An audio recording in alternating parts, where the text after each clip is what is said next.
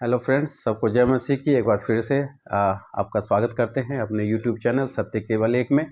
और मैं आप लोगों को बधाई देना चाहता हूं, बहुत बहुत तहे दिल से शुक्रिया करना चाहता हूं आप लोगों का। परमेश्वर आपको आशीष दे, बहुत याद से आशीष दे, आपकी कमाई में आशीष दे, आपके घर में आशीष दे, आपके अनाजों में आशीष दे। आप जो कुछ भी करते हैं परमेश्वर सब कुछ में आपको आशीष दे। मैं ये परमेश्वर से दुआ मांगता हूँ कि आप लोगों के प्यार की वजह से आपने हमारे चैनल को लाइक किया, सब्सक्राइब किया और पसंद किया। हमारे कहने के लिए पसंद, हमारे हम जो कहते हैं उनको आपने लाइक किया और हमारे चैनल को 1000 सब्सक्राइबर से आपने ऊपर कर दिया। तो इस चीज़ के लिए परमेश्वर आपको बहुत बहुत आशीष दे। और जैसा कि हम आपको पता है नए नए टॉपिक हम लेके आते रहते हैं। तो आज का जो हमारा टॉपिक है वो है कि वेज और नॉन वेज। हम जानते हैं कि दो समुदाय हैं, एक जो है वेज खाने पे जोर देता है और एक है जो नॉन वेज खाने पे जोर देता है। तो नॉन वेज खाने पे जो जोर देता है अक्सर उन लोगों को कहा जाता है कि नहीं, ईसाई जो है वो नॉन वेज खाते हैं, ये वो मुर्गा मीट मछली पता नहीं क्या क्या खाते हैं। लेकिन अक्सर हमने सुना है कि जितने भी बड़े बड़े स्कॉलर हुए हैं किसी भी मत में, वो यही जोर देते हैं कि आप जो है फल फ्रूट्स खाया करो, मीट मत खाया करो, क्योंकि उसमें भी जान होता है, उसमें भी प्राण होता है। तो क्या ये बाइबल इस चीज़ को कहाँ पे प्रूव करती है, कहाँ पे एक्सेप्ट करती है? क्या वेज खाने वाला क्या वो बाइबल को फॉलो करता है और क्या नॉन वेज खाने वाला बाइबल को फॉलो करता है? ये जो दो मतलब सोच वाले लोग हैं, तो इस विषय में बाइबल क्या कहती है, आज हम इस पे ही टॉपिक पे हम जा रहे हैं। तो मेहरबानी करके हमारे चैनल को और भी लाइक करें, सब्सक्राइब करें और लोगों तक पहुँचाएँ, ताकि मैं अपने चैनल पर आपको ऐसी ही जानकारियाँ देता रहता हूँ। और कई बार देखते हैं, तो चले पहले हम अपने टॉपिक की ओर चलते हैं, हम करते हैं अपने नेक्स्ट चैनल में बात। तो फ्रेंड्स, जैसा कि आपको पता है कि अभी मैंने एक रिसेंटली एक वीडियो डाला है जो कि 6000 व्यूज़ के पार चला गया है। 6500 लोगों ने उसको देखा है और कई लोगों को ये लगता है कि कोई का अलग अलग कमेंट है उनका कि आप बाइबल पढ़ो, आपको ज्ञान नहीं है। फ्रेंड्स, मैं ये आपको कहना चाहूँगा कि ये जो बाइबल जो है परमेश्वर अब हर एक से अलग अलग बात करता है। और बाइबल भी कहती है कि वचन जो है वो दो-धारी तलवार है ना, दोनों तरफ काटती है ना। तो दोनों तरफ काटने का क्या मकसद है, ये आपको जान के चलना पड़ेगा। कि दोनों तरफ का मतलब है कि जैसे कुछ लोग कहते हैं कि बाइबल जो है आत्मिक रीति से समझना चाहिए। अगर कोई आत्मिक रीति से ना समझना चाहे तो आप उसको क्या करेंगे? जो मैंने वो टॉपिक डाली है वो इसलिए टॉपिक डाली है कि एक भाई ने सवाल किया था कि बाइबल में लिखी हुई है कि परमेश्वर ने कहा कि तू अगर फल खाएगा तो मर जाएगा, वो नहीं मरा। इस विषय में बाइबल क्या कहती है? अगर आपने इसका जवाब नहीं दिया तो हम समझेंगे कि बाइबल झूठी है। तो मैंने उस जगह पर उसको उसके सोच के अनुसार जवाब दिया है कि बाइबल रियलिटी में क्या कहती है, क्या आदम उस दिन मरा, क्या नहीं मरा। बाइबल आप जब उस चीज़ को पूरा पढ़ेंगे आपको समझ में आ जाएगा। उसमें एक एक चीज़ वचन के साथ मैंने कंटिन्यू डाला हुआ है। तो मैं इस पर ज़्यादा बात नहीं करूँगा। आज का जो हमारा टॉपिक है कि वेज और नॉन वेज। फ्रेंड्स, परमेश्वर ने जब ये धरती बनाई, जब ये संसार बनाया और जब उसने आदम और हवा को जब बनाया, परमेश्वर ने कहीं भी आदम को ये नहीं कहा कि मैंने तुम्हारे लिए मुर्गा मीट मछली बनाया है, तुम उसे खाना। आइए उस वचन को भी हम पढ़ लेते हैं कि उस वह वचन क्या कहता है। आइए हमारे साथ पढ़ें। जब हम उत्पत्ति और उसका 1 अध्याय और जब हम उसका 26 से जब हम पढ़ते हैं, कहता है क्या लिखा हुआ है, हम पढ़ेंगे। फिर परमेश्वर ने कहा, हम मनुष्य को अपने स्वरूप के अनुसार अपनी समानता में बनाएंगे और वे समुद्र की मछलियां और आकाश के पक्षी और घरेलू पशुओं और सारी पृथ्वी पर सब रेंगने वाले जंतुओं पर रेंगते हैं अधिकार रखे। क्या लिखा है? कि अधिकार रखे। वो यहाँ पे कहीं नहीं लिखा है कि इतनी चीज़ों जो है वो मनुष्य जो है वो खा ले। क्या लिखा हुआ है? कि वहाँ पे अधिकार रखे। आगे लिखता है, तब परमेश्वर ने मनुष्य को अपने स्वरूप के अनुसार उत्पन्न किया, अपने ही स्वरूप के अनुसार ने उसको बनाया और नर नारी करके मनुष्यों की सृष्टि की। और परमेश्वर ने को आशीष दी और कहा, फूलो फलो और पृथ्वी पर भर जाओ और अपने वश में कर लो और समुद्र की मछलियां तथा आकाश के पक्षियां और पृथ्वी पर रेंगने वाले सब जंतु पर अधिकार रखो। फिर परमेश्वर ने कहा, सुनो। क्या कहा?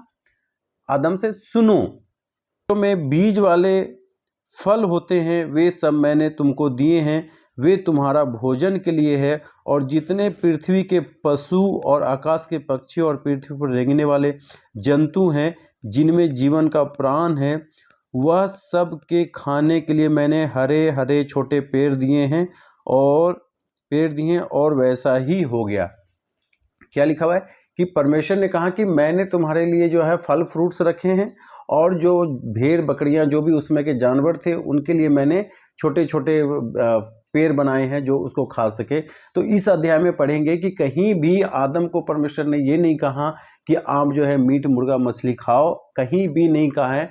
तो हम ये मानते हैं कि आदम से जो वंशज निकला हुआ है ना, आदम से जो वंशज निकला, एक आप कह सकते हैं कि दो भाग में डिवाइड हो गया ना। जैसे कह सकते हैं कि अगर एक पिता है और उसके दो बच्चे हैं, तो एक बच्चा जो है डॉक्टर बन गया और एक बच्चा जो है वो वकील बन गया। तो जो वकील जो बन गया वो उसका अपना कार्य है, और जो डॉक्टर बन गया वो उसका अपना कार्य है। इसी तरीके से आदम जब इस संसार में आया तो परमेश्वर ने उसको साफ कहा कि देख भैया, मैंने तुम्हारे ऊपर जो है, तुम्हारे लिए मैंने जो जानवर बनाए उसके ऊपर तो अपना अधिकार रखना, और तेरे खाने के लिए फल और फ्रूट्स जो मैंने बना दिए हैं तो उसी को खाना। वहाँ पे कहीं नहीं लिखा हुआ कि जो है आप जो है मीट मुर्गा मछली खा सकते हो।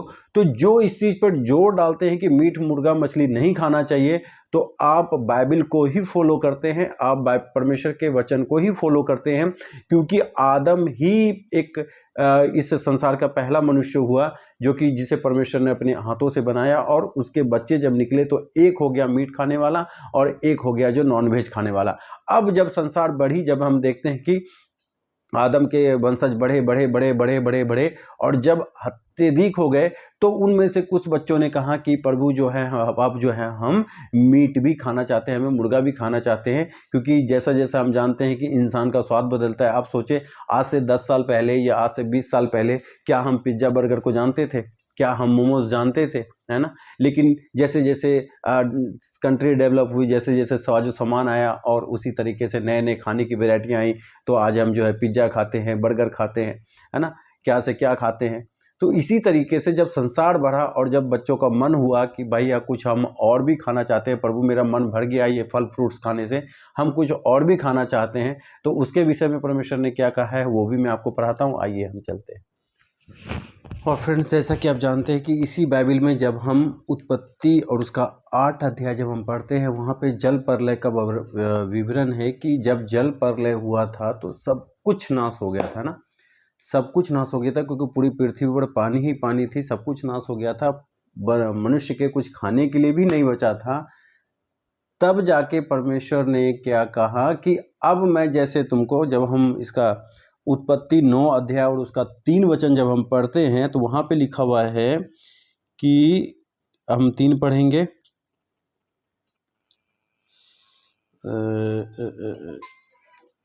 3 पढ़ेंगे।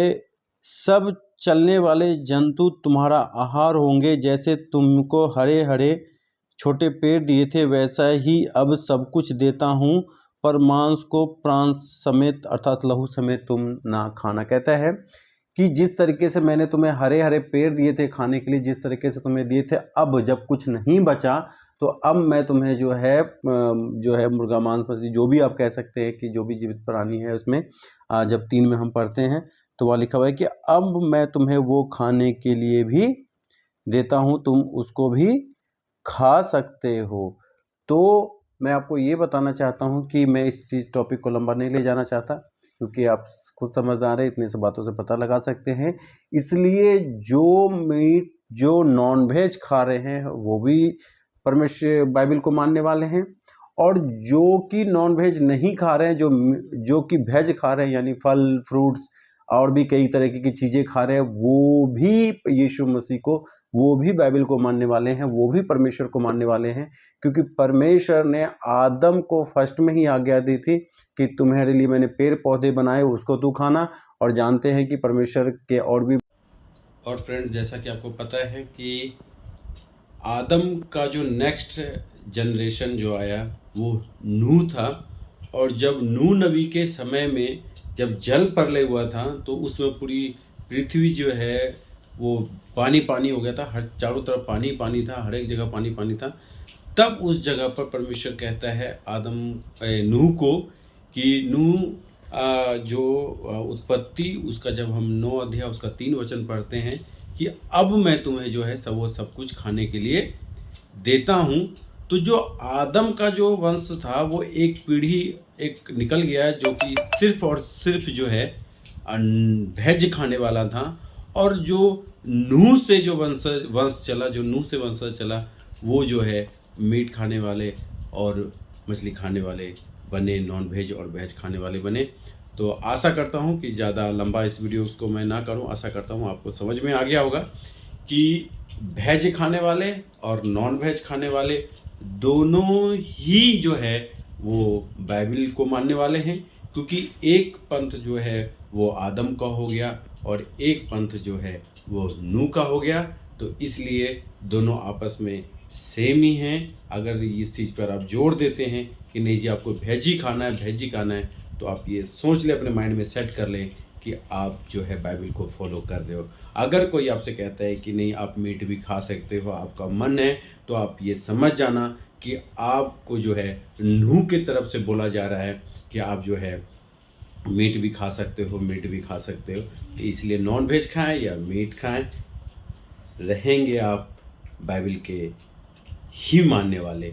तो आशा करता हूँ हमारे चैनल को आप लाइक करेंगे, सब्सक्राइब करेंगे, और दोबारा फिर से मैं तहे दिल से धन्यवाद देता हूँ कि आपने हमारे चैनल को 1000 सब्सक्राइब तक पढ़ाया, पूरा वॉच करें, और 4000 घंटा का जो वॉच टाइम होता है उसे भी पूरा करने में मेरी मदद और सहयोग करें। आपको परमेश्वर बहुत याद से ज़्यादा आशीष दे। सबको जय मसीह की। Thank you.